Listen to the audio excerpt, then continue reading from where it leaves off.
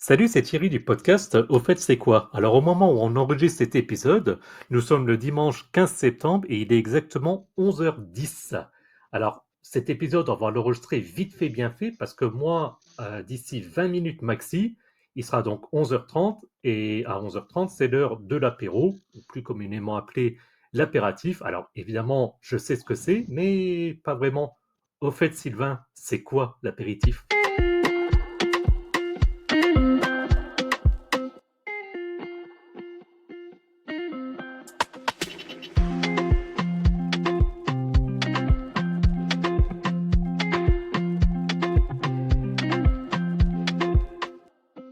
Salut Thierry, salut à tous, c'est Sylvain du podcast Au fait, c'est quoi?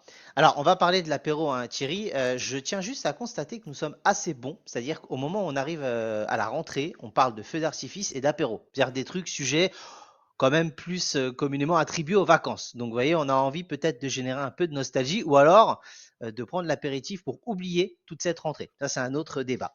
Donc, rentrons dans Pourquoi le tu vif. prends parce que tu prends l'apéro que en été, toi? Je ne le prends pas qu'en été, mais c'est vrai que Ah, petite terrasse, vacances, apéritif, c'est quand même le summum. Ça, c'est un petit détail. En tout cas, l'apéritif, c'est bien plus qu'une simple boisson, hein. C'est un moment de partage et de convivialité qui précède le repas. En bref, pêle-mêle, c'est une boisson généralement alcoolisée, vin, bière, spiritueux. Alors, il peut y avoir aussi du sans-alcool, hein, du soft, jus de fruits, soda pour les autres. Et c'est un moment de détente, socialisation avant de passer à table. Et c'est souvent accompagné d'amuse-bouche, chalets, chips, olives, charcuterie. Ça, c'est mon petit péché mignon, fromage, pour stimuler l'appétit. Ça, c'était la petite définition de l'apéritif. Je pense que ça, tout le monde le connaissait, mais ça fait pas de mal de le répéter. alors, tout à fait, et en sachant que quand je t'ai proposé cet épisode, je me suis justement posé la question, est-ce que l'apéritif, c'est principalement les amuse-bouches? Est-ce que c'est principalement la boisson? Donc toi, sur tes recherches, en fait, c'est clairement l'ensemble. Alors c'est clairement l'ensemble, il parle quand même des amuse-bouches comme l'accompagnement. C'est quand même plus attribué à la boisson. Mais on va voir un peu les origines. Parce que les origines, on a retrouvé. Alors j'ai fait des recherches, je suis allé partout en grec, en Grèce, en Italie, voilà. L'Antiquité, les Romains et les Grecs avaient déjà l'habitude de consommer des boissons avant le repas, souvent à base de vin, de miel ou d'herbe. Et ces breuvages, ils avaient pour but de stimuler l'appétit et de favoriser la digestion. Donc tu vois, il y avait quand D'accord? même un côté utile précédemment. Au Moyen Âge, les vins aromatisés aux herbes étaient très populaires et ils étaient considérés comme des remèdes et étaient consommés avant les repas pour leurs propriétés médicinales. Donc tu vois, ce qui est assez intéressant, c'est que dans l'Antiquité ou le Moyen Âge, il y avait un côté utile et pratique. Il n'y avait pas que la notion de plaisir. Tout à fait. Et d'ailleurs, ça me fait penser à un épisode qu'on a fait, en l'occurrence sur le picon. On va certainement y revenir. Donc, un des apéritifs connus, en tout cas dans ma région, et où justement l'historique au niveau du picon, c'était par rapport justement, enfin à l'origine, c'était lié en fait à quelque chose de médical. Je vous invite à aller réécouter l'épisode, c'est l'épisode 11 dans le flux de notre podcast. Donc, on a deux doigts de considérer que l'apéritif, en fait, c'est thérapeutique. En tout cas, à l'époque, oui. Peut-être un peu moins maintenant. Alors après, la médecine a progressé, donc il y a aussi peut-être d'autres moyens d'avoir une meilleure digestion. Mais en tout cas, effectivement, c'était le cas. Au 19e D'accord? siècle, c'est à cette époque que l'apéritif tel que nous le connaissons aujourd'hui commence à se développer. Donc des boissons comme le Dubonnet à base de vin, de quinine, sont créées et popularisées. Et puis au XXe siècle, l'apéritif devient un rituel social incontournable associé à la convivialité et à la détente. Et là, de nombreuses marques d'apéritifs voient le jour. Je ne vais pas les citer parce que le but non plus, c'est pas de faire de la publicité cachée, et proposent une grande variété de saveurs. Tout à fait. Et après, ben, on connaît bon, les apéros entre amis, en famille, mais il y a aussi typiquement les apéros de mariage, et puis tout ce qui est cérémonial. Donc, c'est vrai que c'est vraiment rentré dans les mœurs, principalement entre amis, mais également de manière un peu plus, on va dire, officielle. Euh, Exactement. Du coup, alors effectivement, comme on disait, tout le monde connaît un peu ça, mais pourquoi est-ce que du coup c'est si populaire?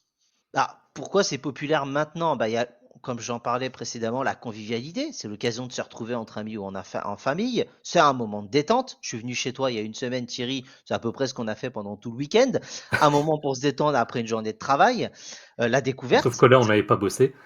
exactement. Ah bah, la semaine, quand même, malgré tout. Oui, c'est vrai. Qui permet de découvrir de nouvelles saveurs et de nouvelles boissons. Et Mhm. bah, ça permet voilà, d'avoir, bah, c'est un moment de partage. Bah, là, on parle souvent d'alcool. Il n'y a pas que de l'alcool, hein. Je le répète au début, l'abus d'alcool est dangereux pour la santé. On peut très bien prendre un apéro avec des gens qui n'en boivent pas et pour autant, tout est toujours aussi bien et tout aussi convivial. Et c'est à consommer avec modération. C'est d'ailleurs, on pouvait me présenter modération, ça m'arrangerait. Exactement, c'est ça. Alors, on parlait un peu d'apéritif.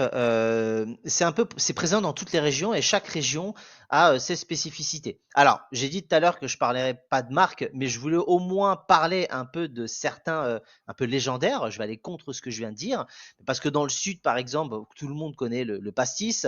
On peut parler aussi de Pinot des Charentes, on peut parler de Suze, de Bire, on peut parler de crément, de vin mousseux, on peut parler de cidre pour la Bretagne. On peut parler du Bonnet, effectivement, créé à Marseille de vin et de kikine et d'aromates. Voilà, c'était juste pêle-mêle pour placer quelques petites marques. Je ne fais pas l'apologie de ces marques-là, hein, bien évidemment. C'est juste pour vous citer quelques exemples. Thierry, dans ta région, l'Est, dis-moi, est-ce que tu as une boisson pour l'apéro précise que tu préfères? Bah, nous, en général, on a déjà parlé, hein, mais traditionnellement, ça a été effectivement le picon-bière. À nouveau, retour vers l'épisode 11. Ça va être assez monnaie courante. Je sais que ça se développe aussi un petit peu partout en France, même si là, cet été, quand je suis parti en vacances, il commençait à en avoir, mais il découvrait un petit peu ce que c'était. Je sais pas chez toi, du coup, l'apéritif classique. Voilà, effectivement, à nouveau, on parle plus sur le côté alcoolisé, parce que sinon, ça va être les Coca, Fanta, Sprite. Voilà, j'en ai cité trois, comme ça, au moins, il n'y a pas de notion de problème de concurrence. Euh, Toi, j'imagine, classiquement, c'est quoi? J'imagine que c'est une bière, du coup. Oui, alors après, en Île-de-France, on a peut-être un peu moins de spécificité locale, quoique. Mais en tout cas, moi, me connaissant, c'est plus effectivement la bière. Tu vas avoir un peu de vin, tu vas avoir un peu de kir. Le kir est pas mal développé ici, hein, même Ah si oui. c'est pas forcément parisien hein, initialement, mais c'est kir royal ou kir classique. Mer, avec de la mûre, de la pêche, cassis. J'en ai même goûté un à la mirabelle et à la figue. Donc voilà, tu vois, il y a quand même de tout, mais c'est parce que notre région regroupe des gens de toute la France. Donc on a à peu près toutes les spécialités locales qui sont regroupées. J'allais te poser la question pour le Kir Mirabelle, parce que forcément, chez nous, la, la Mirabelle, c'est évidemment typique. D'ailleurs, une petite question qui n'est pas dans le conducteur, je te prends un petit peu en surprise. Ouais. Déjà, j'ai un doute, naturellement, je tendance à dire quand on trinque, est-ce que déjà tu dis trinquer ou est-ce que c'est un verbe de chez moi, pour commencer? Alors on dit trinquer, oui, bien sûr. Oui, ok, j'avais un doute. Déjà, est-ce que tu sais pourquoi est-ce qu'on trinque? Alors Toi non, qui aimes bien l'histoire. je ne sais pas. Et alors là, c'est en toute découverte. Je t'écoute. Donc en fait, le principe de trinquer, donc on cogne les deux verres.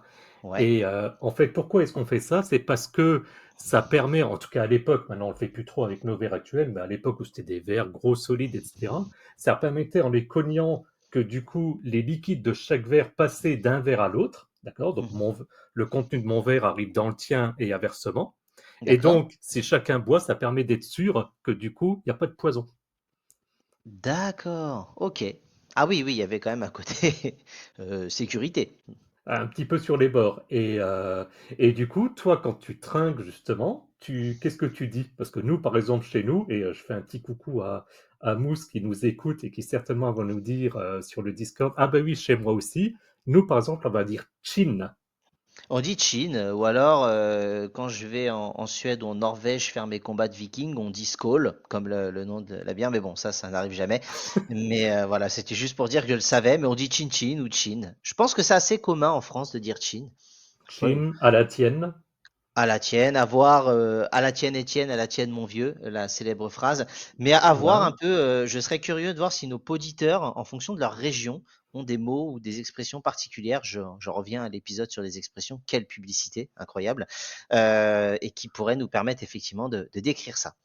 Tout est Est-ce lié. que, Est-ce que, bien sûr, bien sûr. Je vais te parler de conseils pour l'apéritif. Parce Ah, que je il y a quand t'écoute. même, ça c'est intéressant, il faut surtout Ouais. avoir un accord mets-boisson, donc associer les saveurs pour un apéritif réussi. Il y a plein de sites, d'applications maintenant sur internet qui peuvent vous aider. Par exemple, le pastis se marie bien avec les olives, le pinot des Charentes avec le fromage et le cidre avec les galettes.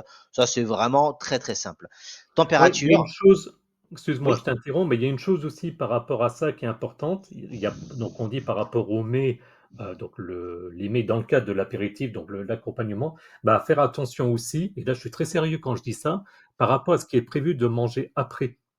C'est-à-dire qu'en fait, l'exemple du pastis, qui a un goût généralement assez fort, peut avoir tendance à ce que le goût reste dans la bouche. Et donc, en fonction de ce que tu manges après l'apéritif, si c'est un goût, on va dire, plus faible, bah, tu risques de perdre le goût du plat qui va suivre du fait de ce que tu as bu auparavant. Et puis, on parle aussi là c'est presque un côté médical, des mélanges euh, de pas mélanger, et là du coup à nouveau on parle des alcools, mais plus sur un côté médical, on va dire les types d'alcool.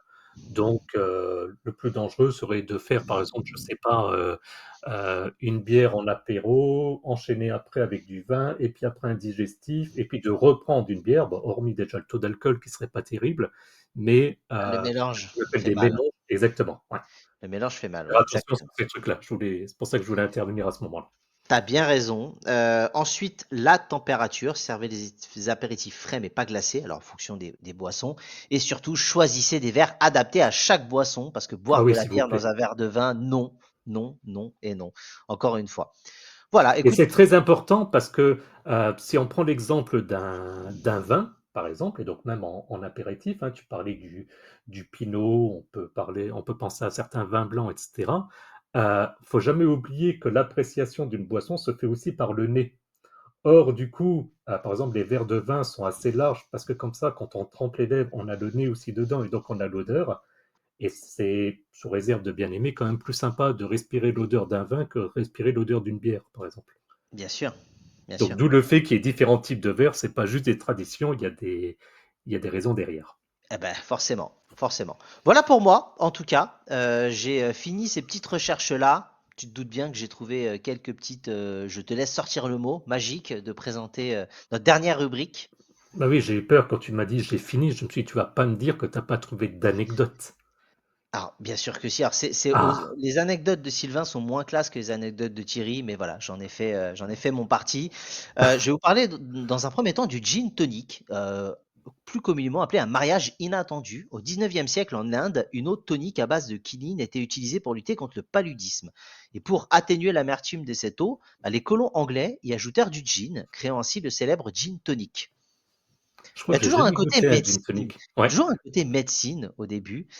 La deuxième anecdote, peut-être un peu moins festive, le cocktail Molotov. C'est une histoire surprenante. Le nom de ce cocktail utilisé comme une arme incendiaire contraste fortement avec son image festive. Donc l'origine exacte de ce nom reste floue, mais il semblerait faire référence au cocktail Molotov lancé par les Finlandais sur les troupes soviétiques pendant la guerre d'hiver. N'a pas du tout rapport à l'alcool, mais il y a le nom cocktail qui est dessus. Donc j'avais envie d'en parler un petit peu. Les sources sont un petit peu difficiles à trouver. Et toi, dès que tu peux placer un petit peu d'histoire, tu te gênes pas et t'as bien raison. Évidemment. Et pour finir, l'apéritif dans l'espace. Des expériences ont montré que le goût des cocktails, notamment du Bloody Mary, était perçu différemment en apesanteur. Et donc les Ah ouais. scientifiques pensent que l'altitude altère la sensibilité des papilles gustatives. Et à faire attention d'ailleurs, en parlant d'altitude, j'ai eu l'occasion une fois de boire un verre dans un avion. Faites attention avec l'altitude parce que les effets du coup de l'alcool se démultiplient. Donc, comme on dit, ça donnera aussi la fin de l'épisode, à consommer, si c'est de l'alcool ou même à la limite les sodas d'ailleurs, évidemment avec modération et éviter en altitude parce que sinon les effets sont encore plus importants. Exactement. En tout cas, c'est une belle phrase pour la fin. Est-ce que tu as des choses à rajouter, Thierry? Eh ben non, écoute, il est 11h24, on va vite conclure parce que maintenant ça m'a vraiment donné envie d'en prendre un. Exactement. Comme d'habitude, retrouvez-nous après le générique pour différentes infos complémentaires.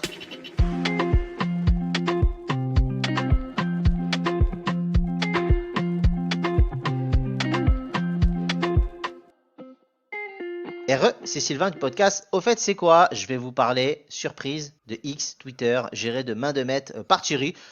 Je vous fais pas de pub, je vous laisse aller voir et nous dire en commentaire ce que vous en pensez. À toi Thierry.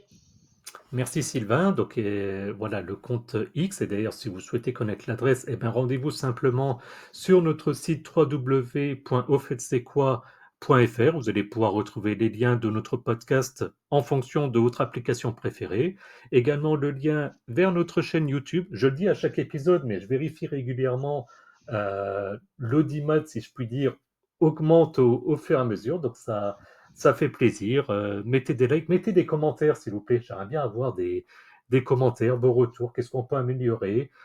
Si on s'est trompé, je me souviens de Jean-Luc, que je salue, qui nous avait fait un retour il y a quelques mois sur un épisode concernant, il me semble, le GIGN. Donc, c'est bien, on dit peut-être des erreurs, donc n'hésitez pas. Et le Et puis, métro, on avait dit le métro parisien le premier, absolument, alors que c'est le métro de Londres. Donc exactement. Voilà. Et puis comme ça, nous, on remonte au fur et à mesure cette information. Donc voilà, www.auffaitc'estquoi.fr et puis donc aussi le lien donc, vers notre compte X Twitter. Bon, c'est pas très compliqué, c'est @auffaitc'estquoi. Et puis consultez les notes de l'épisode. Vous allez pouvoir obtenir des liens vers notre page Patreon si vous souhaitez nous soutenir financièrement. Et peut-être encore plus important, notre serveur Discord pour discuter entre vous et avec nous. J'essaye maintenant aussi de poster les épisodes sur le serveur Discord. Et bah, c'est bien, il y a des personnes qui réagissent un petit peu dessus avec des fois une pointe d'humour. J'en profite pour saluer Romain de ActuTech qui s'est bien amusé sur le dernier épisode, par exemple. Donc voilà, comme ça on s'amuse, on se détend, on échange et c'est toujours sympathique. exactement. En tout cas, merci pour votre soutien et vos écoutes et à plus dans le bus. À bientôt, salut!